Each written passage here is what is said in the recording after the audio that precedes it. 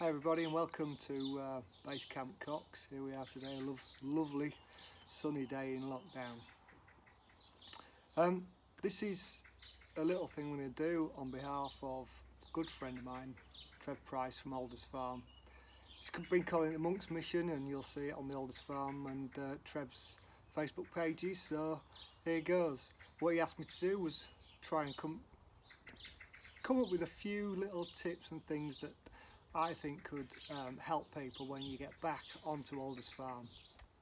Now we all know that Alders is a fantastic fishery. It's full of fish, absolutely full. And so, especially when you're fishing matches, you need to have your gear well on the ball. It needs to be absolutely spot on. So there's a few little things I just want to share with you that are the kind of thing I would do at Alders Farm. Now I've not been excuse me, and fished alders lots and lots of times, but I've seen a lot of people fishing, done quite a bit of coaching down on our Garbolino days there, and it's a great place. There's so many fish in it, and they're a nice, what I call a nice match size. You know, you get lots and lots of 2, 3, 4 pound fish with the odd big lad stuck in the middle, and it can come anywhere in your peg. So what I'll do is go through some of the key things I think are really important when you're talking about doing rigs. So first of all, what I want to talk about is line diameter for your rigs. One of the biggest mistakes I see is people actually tie their rigs up to too thin a line, and I think it's extremely important to make sure that you're using something really sensible. One of the beauties these days is we all make lots and lots of hook lengths up, so we've got so much choice in terms of hook size and line diameter size in the last 150mm of our rig. So why people make their rigs up on 014 and sometimes even 016, I don't know. A lot of my rig making is done with 020. I firmly believe it's a really good trick and something that a lot of people miss. So what are the benefits of using 020 or even 018? 018 is good, but some of the real benefits that I find, first and foremost, is it's so robust. You know, you can use rigs multiple times and it's not going to damage. You can put shot on there, you can move your shot up and down, you can change your rigs around and not worry about damaging your line at all. When you're catching 20, 30, 40, even 50 carp in a day, that's a massive advantage if your rig's going to last the whole day. We all get one rig that we know is going to be that rig that will win us the match or win us some money, because all the other rigs just don't work in the same way as that one that you're catching on. And if you have to swap rigs, then you have to mess about, you have to try and get things right and then get back into that rig. So I try and look after my rigs that are important to me. One of the other key things is, it's hard to see, but look, this stuff, your rig line does not want to be supple. It's a misnomer. I've learned this from French anglers. You know, even the guys that are fishing for roach, for skimmers and things like that, they want the top end of their rig above the float to be stiff. They want this part, you see there, it's proper wiry, and it just means that you've got much more direct control. So if you're fishing and you're getting these little tiny dinks, you just want to, and that's your strike when you're carp fishing, just literally that, because you're back fishing. So get a bite, strike, no one on, strike, one on, and it just gives you that direct control. You can put some shot on by all means, but a lot of the time you don't even need shot on, especially when shallow fishing, flicking rigs over. You don't want that shot on your line because it causes problems. You want a clear line, a short line, something that's really stiff, and that thick line gives you that advantage and not needing shot. So it's for me it's really good and really important. I use a Super G Power. It's good line. There's lots of great line on the market. I'm not trying to sell this one particular line. What I'm trying to do is tell you to up your line diameters. You know, 018s, 020s, not a problem on most of your lines. Even when you're using delicate floats, you know, with fine tips. Really, really important. So that's tip number one. Okay. Second thing is float choice. So we've got a million floats. Everyone's got loads of floats. Everyone's got favourite floats. That's absolute favourite of mine. Absolute little beauty. This. They're the DC 41s. But what I want to talk about is how to choose what float to use. And I base my choice around two things. One, sensitivity, and the other one, two, is stability. Now, sensitivity is in terms of bite detection and the size of fish you're fishing for and the type of bait you'll be using on the hook. For example, if you're using a small bait and small hook, then the likelihood is that you're going to need a little bit more sensitivity in the tip, because you could be catching variable sizes of fish. You could be catching a silverfish or a skimmer at one chuck, and the next chuck it's carp. So you're going in and you're lifting and dropping all the time, which gives you that sensitivity. But there are times when that can be a disadvantage, and I'll come on to that a little bit later. So in terms of stability, what you need to look at is how stable you need your float. I use carbon stems and I use wire stems. My stem of choice when carp fishing is carbon, because it's durable, it's stable, it gives you a certain amount of stability under the water surface. Not as good as wire, but it gives you that durability in the float that means that unless you really need to battle against the elements, carbon is probably the best choice of float stem. In terms of wires, I will use wires, and I do use wires because I feel that they're extremely important in certain circumstances. And this float, for example, is a DCC 13. Dan White, one of our anglers, actually designed this float, so I don't claim to have designed this float. It's a lovely float. I use it for a lot of my rigs. It's a thicker tip, and it's a lovely streamlined shape, and it's got a wire stem, so it's extremely stable. Great for pellet fishing, and great for fishing out long when there's a bit of a chop on the water, or there's a bit of a tow, or there's a bit of a wind. And especially when it's a windy day, and we all like to fish with that much line between our tip and float. Some days you can't do that. Some days you've got to come back and be sensible and put, 18 inches, even 2 foot. Put a dropper on, like a back shot. Try and fish to your back shot and hold the back shot just so it's dimpling the surface, and you fight that back shot rather than fight your float. These floats just sit there absolutely beautifully and give you that kind of presentation that you need to get those proper bites. So coming back to where I would actually use these kind of floats. Well, let's start first of all straight down the margins. This is our DCC02. This is a fantastic robust float. Really good. Strong spring eye, doesn't catch the line. Thick carbon stem, and a 2.5mm tip. So it gives you everything you need in terms of margin fishing. It gives you the stability of the float. It gives you the capacity. We do these up to 0.4, and it's really important, even in shallow margins, to fish with heavy floats. Be positive. Have some float showing so you see that proper bite. If you're getting these and these, you want to be able to see it.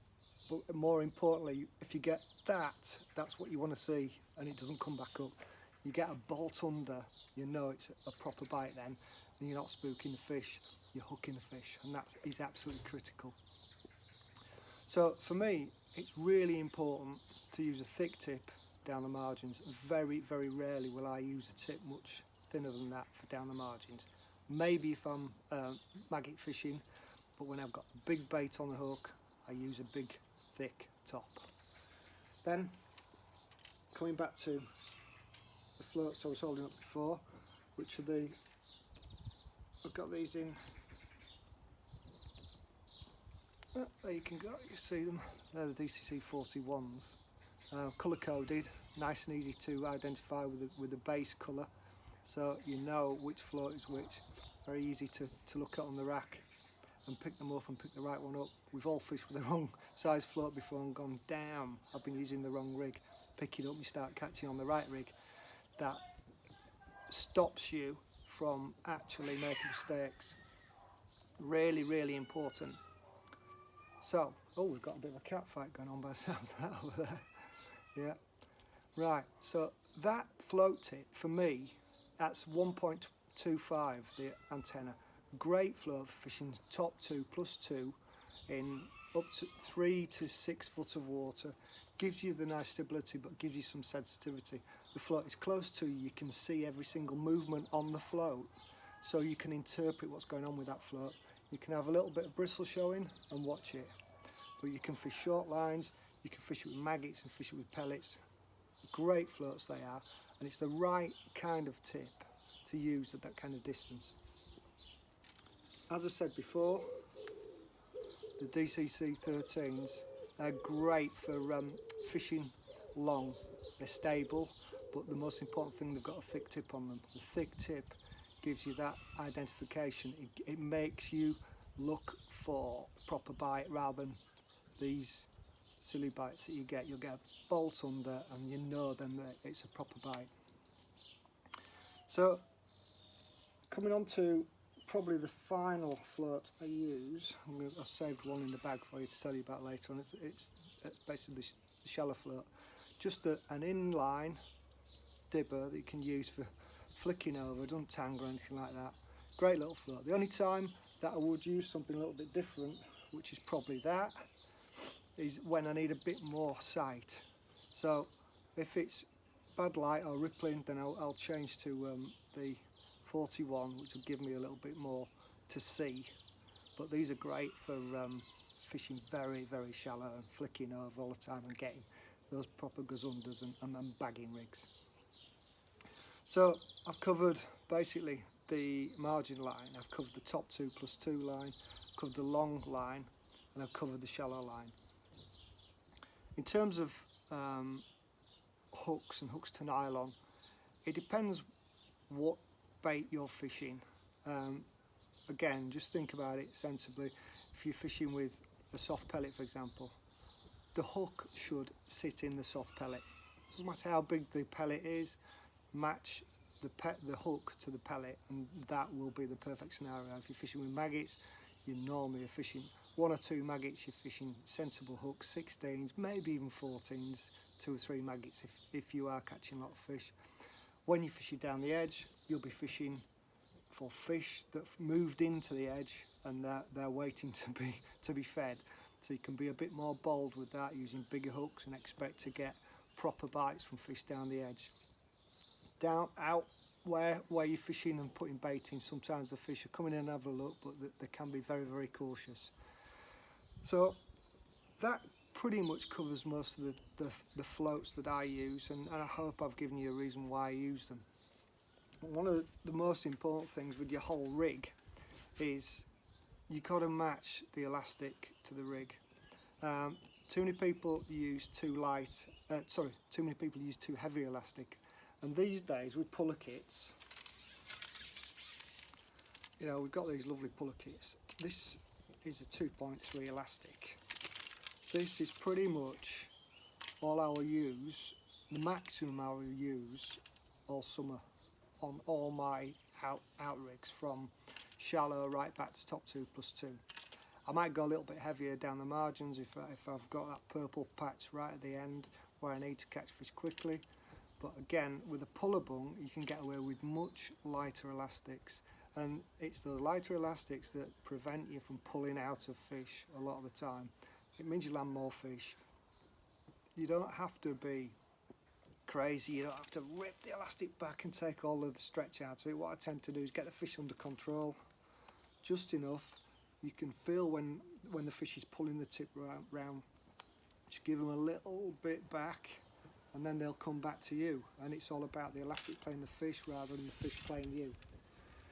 So these are probably my 2 elastics of choice. fighter high stretch in 2.1 and 2.3, great elastics, really good. Alders Farm do all our products, so you can always buy stuff if you want to when you're down at the farm. They get all the good gear down at in the shop there. It's a lovely shop now. Right, I'm going to end with giving you two final tips. The first one is fairly straightforward, but it's a nice little tip that my boss Jerome Mio taught me a few years ago, and it's something that I didn't actually know. I have spoken about this a long time ago, but I'm going to show you here. You see, I've got 3 different elastic colours on there just so you can see what I'm doing. You've got basically 2 elastics, two rubbers, the silicones. They are on, the lines going through them and onto the carbon stem. If you look at this one there, and you can see that that one is going into the float, and it's actually not going onto the silicone.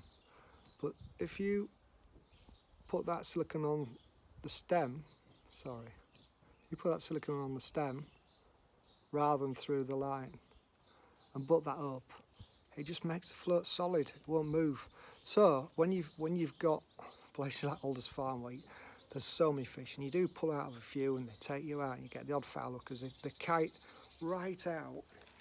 What this does, keeps your float absolutely stable. It won't go up the line unless you want it to, and all you do is pull that down, move it up, and if you want to keep it there, it's really hard to pull. Really good little tip.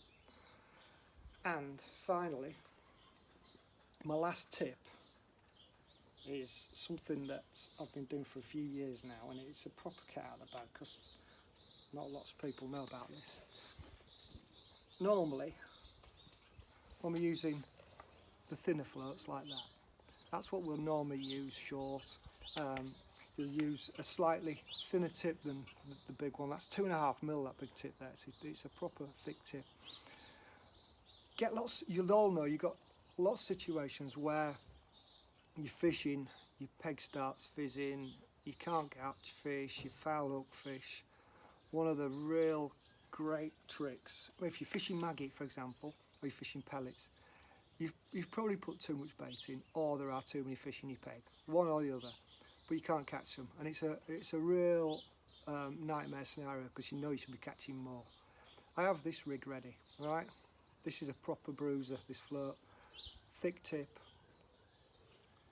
but dot it right down like that. Put that out on the line that you're struggling to get fish on, but you know the fish are on that line. Put a big bait on, single dendrobina, double dendrobina on a 12, 4 maggots, 2 bits of corn. If meat's allowed on venues, I know I don't think it's allowed at Alders, but meat is a really good way. It's all just a way of letting the fish in the swim find your hook bait before they move your float that looks like a bite. You lift up, pull out the fish, and you start again, and it becomes frustrating, so you put some more bait in. Don't feed again, fish this, fish a big bait. You'll get all these, you get this and this and this, and your float, and the float will just go boom. As soon as it buries, that's when you know it's proper fish. You will come back with a fish every time. It's a great tip, and I've caught loads of fish over the last few years doing it, but don't tell anyone.